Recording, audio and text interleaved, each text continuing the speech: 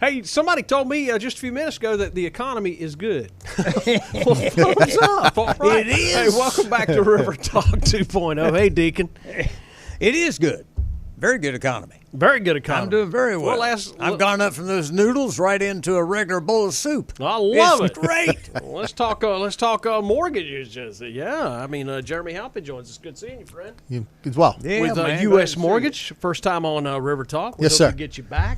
Yes, sir. Because we're not going to have enough time to talk about everything. I do not know about a mortgage, but interest rates are low. Interest rates are low. Yes, they are. As we sit here in TV time right now, and they fluctuate. I mean, Just like the interest stock rate could market, they change, tick up and but tick down. Yeah, but typically ballpark for a 15-year. 15-year right now, you're looking, well, obviously credit matters, but somebody with good credit, conventional loan, even whether it's a VA or FHA, you're looking 3.25, 3.375 for a 15.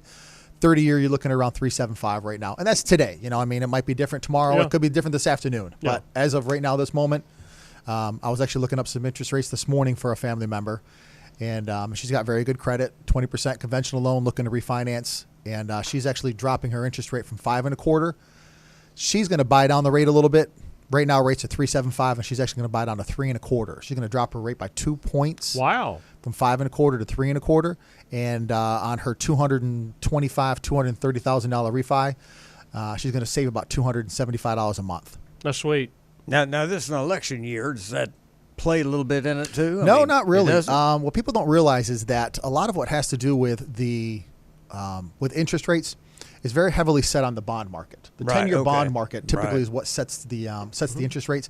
So when the Federal Reserve, when they raise and lower the interest rates by a quarter point or every once in a while, a lot of that is for short-term money, credit cards, whatnot like that. Long-term interest rates, like I said, with the bond market, so that fluctuates from day to day, week to week, even month to month. So, right now interest rates, ironically enough, the coronavirus. People are worried. So what people are investing their money in, whether it's typical Dow Jones or the bond market, that's going to fluctuate interest rates. Several months ago, back in that September timeframe, when we had some tariff issues, people were worried about what was going to happen with the economy. Rates plummeted. Right in September. I mean, you saw refinances. People that had only been in their house for 6 months. Once they hit their 6-month limit where they could turn around and refinance their house, I probably did 7 or 8 refis just in September alone of people that had bought in the last 12 months. So a lot of it has to do with it's based on the stock market, not as much on the Federal Reserve. Yeah, you beat me to the punch on the threshold deal. We did a refi and took out an equity line of credit and put some money back into the house, and it was like 2 years ago. Right. But our interest rates are right around that 4 mark, and I just don't want to monkey around with it. No, if you're at the 4% rate, that's pretty good. Yeah. Because you still have to pay your closing costs, and whether you pay your closing costs out of pocket, whether you roll them into the loan amount, whatever the case may be, if you're not getting at least a 0.5 point difference in your interest rate, sure, that's going to be one of the factors. The other factor is too that people don't realize, and I'll actually tell customers that come to me and want to refinance, is that you have to find out where your break-even point is going to be. Is it worth the bang for your buck? So if you're going to drop your interest rate from say 4.75 to 3.75, just to pick some numbers, that drop of an interest rate, it's going to save you $150 a month, and that's $1,800 a year. Pretty good with numbers. So $1,800 a year. If you're going to spend $5,000 on your closing costs or $5,400 on your closing costs, and when I say that, I'm including your escrows, your lawyer fees, your title search, and everything like that. If you're going to spend $5,500 over the next 3 years, you backed up 3.5 years. Right. So if you're going to sell the house or you don't plan on staying in there for the next 2 or 3 years, by all means, it doesn't make sense financially to do it. But if this is going to be your forever home, or you're going to be there for the next 15, 20 years, absolutely, it's a no-brainer. Well, how much difference does it make if, say, you just pay an extra $100 on the principal every month? That can be misleading. Oh. I mean, if you've I got $100,000, absolutely, you can always pay more towards the principal. Sure. And it will always take off years on the backside of your loan. But I mean, if you've got a $100,000 house and you're spending $100 a month, that would have a pretty significant impact because your mortgage payment is probably only about $600 or $700 a month anyway. $100 is, between 12, 15, 16, 18% of your regular monthly payment.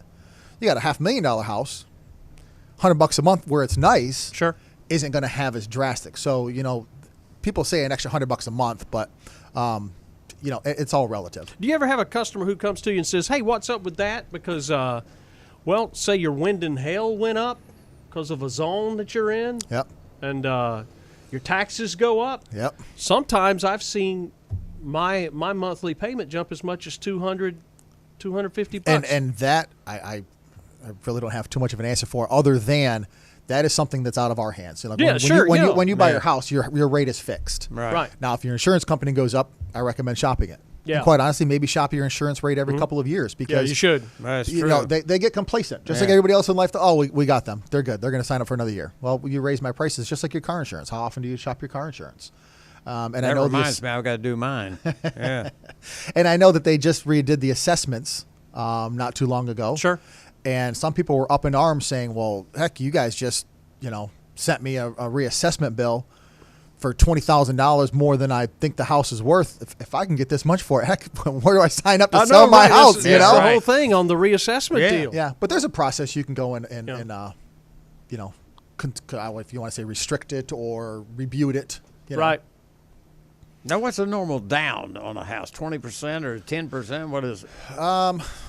Again, dependent on there's a lot of things. I mean, I do a lot of veterans. I help a lot of veterans and do a lot of VA loans. VA loans is 0 down payment. Wow. 0 down payment. And that is great because, what people don't realize is more money down is a lot of times is a requirement of the program that you're doing. But say you're going to put an extra $10,000 down. You've got your 20%, and I get customers all the time. I say, well, I have X amount of dollars, and I want to put it as my down payment. And I kind of got to pull them back in and rein them back in and explain, well, that extra $5,000 that you want to put down, you're going to get more bang for your buck, always, always, always, by using that money to buy down the interest rate as opposed to putting more money down. Right.